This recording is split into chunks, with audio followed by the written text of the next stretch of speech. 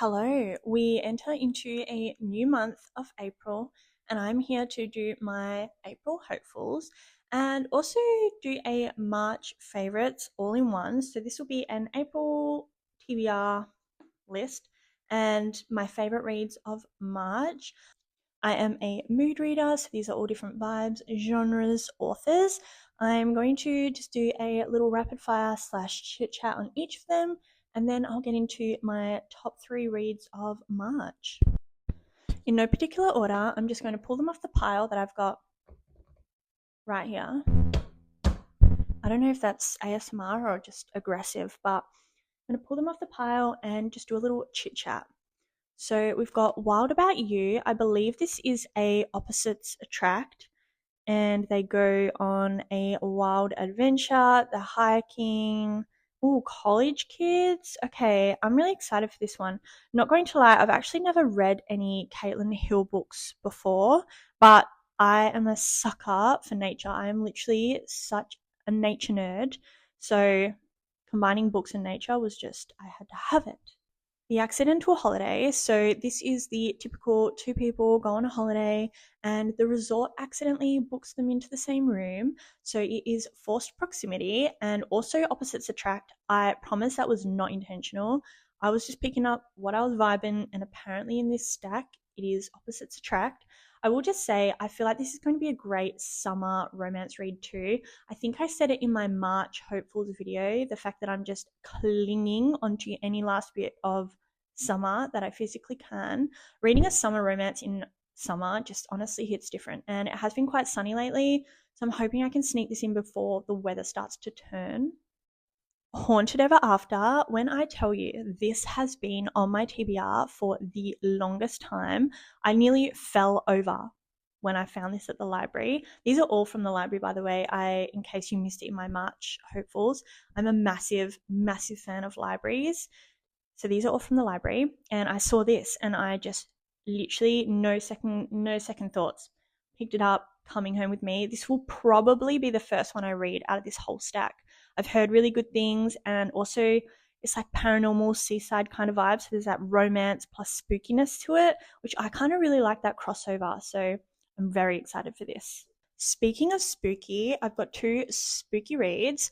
I've got Stephen King, Mr. Mercedes, and I've also got Aisle 9. I love how this is meant to be rapid fire and I'm just adding notes about every single book. I'm so sorry. But Mr. King, I have a love-hate relationship with Mr. King. I have read a few of his books now, and out of them, I've only enjoyed one. I understand he's very well loved, and I do not doubt that he is a great author. I'm just yet to find my pocket within his books that I enjoy.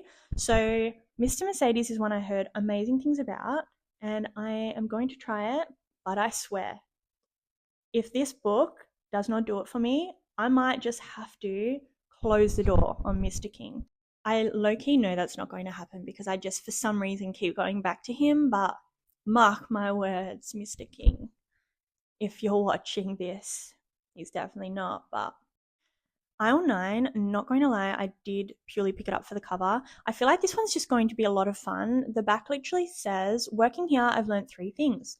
The value of a fake smile, the ability to withhold rage, and thirdly, the importance of comfortable shoes since the world has since filled with portals to hell and bloodthirsty demons. I feel like this is just going to be one of those reads that you read in amongst some heavier books, and it's just a whole lot of wacky fun. I don't mind mixing one of these in every now and then. I am a serious mood reader, so you've probably already judged that, but I don't really tend to stick to one genre or trope. I do lack a variety. I obviously have my favorites, which is normally romantasy or fantasy, and enemies to lovers tends to be my kind of comfort zone. I do love a little bit of a slasher book every now and again, not gonna lie. But for the most part, I'm just reading whatever my vibe is that day when I'm picking a new book. Next, we have The Baker's Man, and this is giving Cinderella. So essentially, this lady inherits her grandmother's cafe or bakery, and she wants to bake herself the perfect man. And it's just giving fairy princess, and I feel like it's just going to be a really sweet, cute read. The Idea of You, I actually watched the movie not too long ago. Fun fact about me, if I watch the movie, I will 9 times out of 10 read the book, and vice versa. If I read the book and I hear there's a movie, I'm probably going to indulge in that. I really enjoyed the movie, so I have high hopes for the books. This is obviously where it started. So yeah, I'm excited for that. A Broken Blade. So I believe this is a trilogy. Haven't heard much about it. However, the reviews online that I have seen looked very, very positive. I try for the most part to go into books super blind, but obviously if I've never heard of a book and I want to kind of get a vibe for what it might be like, I do look it up. So another romantasy. From what I've gathered, it's undercover secret spy assassin falls in love with the ops. So, enemies to lovers, we love that. Another book that's been on my TBR for the longest time is A Crimson Moth. So, it's romantasy, enemies to lovers, witches, and that is literally everything I love. So, I'm very excited for this one. It's actually been on my TBR, now I think about it, for a hot minute. I don't know why I hadn't bumped it further up, but I found it and I'm excited for it. And lastly, we have Until We Shatter. I feel like I just somehow managed to pick all the prettiest books up this little haul. So, absolutely love that. We've got the little castle in the back. And this essentially is a romantasy again. On the back, it says perfect for fans of Six of Crows. So, that is some pretty big boots to fill. A heist fantasy. So, that should be interesting. Lately, I have been reading quite a few romance books and also slasher. I recently fell into the rabbit hole of Clown in a Cornfield. So I'm excited to have a little bit of variety as well in amongst, because don't get me wrong, I absolutely love reading romance or slasher or thriller, fantasy, whatever. I, again, am a mood reader. So it just depends on my mood, but it's nice sometimes when I've been reading the same sort of books to have a total flip up. So that is on my TBR for April. Or my hopefuls for April. Won't lie, I did shocking with March. I read a lot of books in March, but only 5 of them were off my March hopefuls, and I knew this was going to happen. I'm pretty sure I said it in the video that I always make these lists and I start strong and then I just get so sidetracked. That is one thing about being a mood reader, is the fact that I can never predict what mood I'll be in. So safe variety here, but make sure to follow on the book account on Instagram if you're not already. I don't post every single book I read, but for the most part, I keep it quite updated.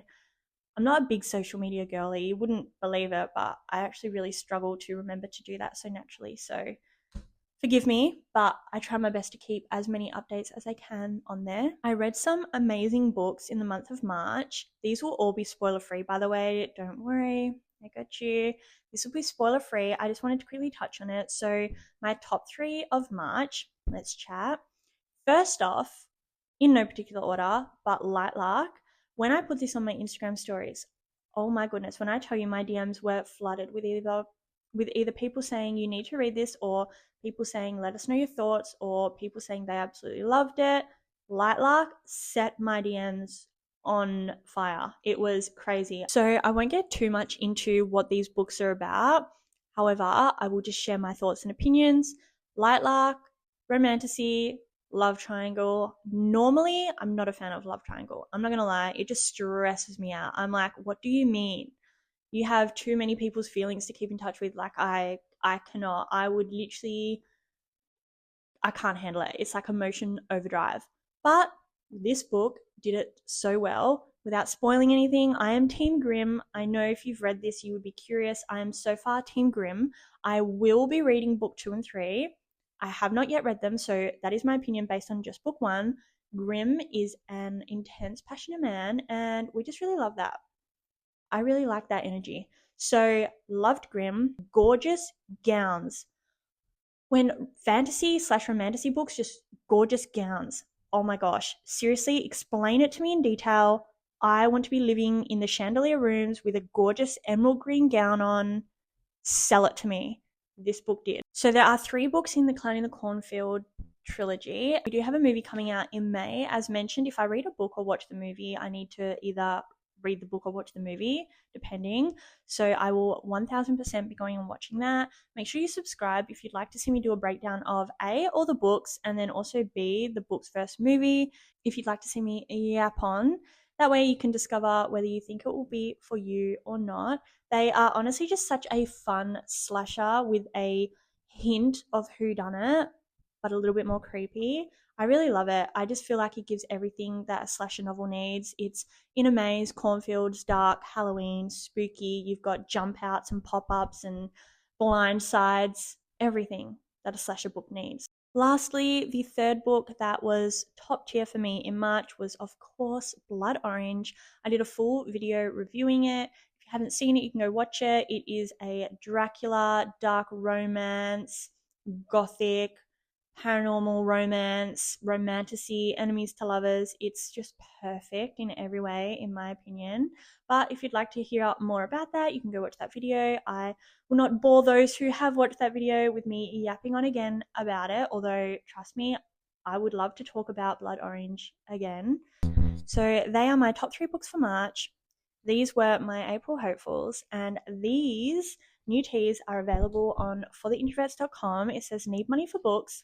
There's sassy, and then there's a smutty version as well. If you are wanting a smutty tea to read your smutty little books in, they're both online. I'll link them below. Make sure you subscribe if you'd like more book content.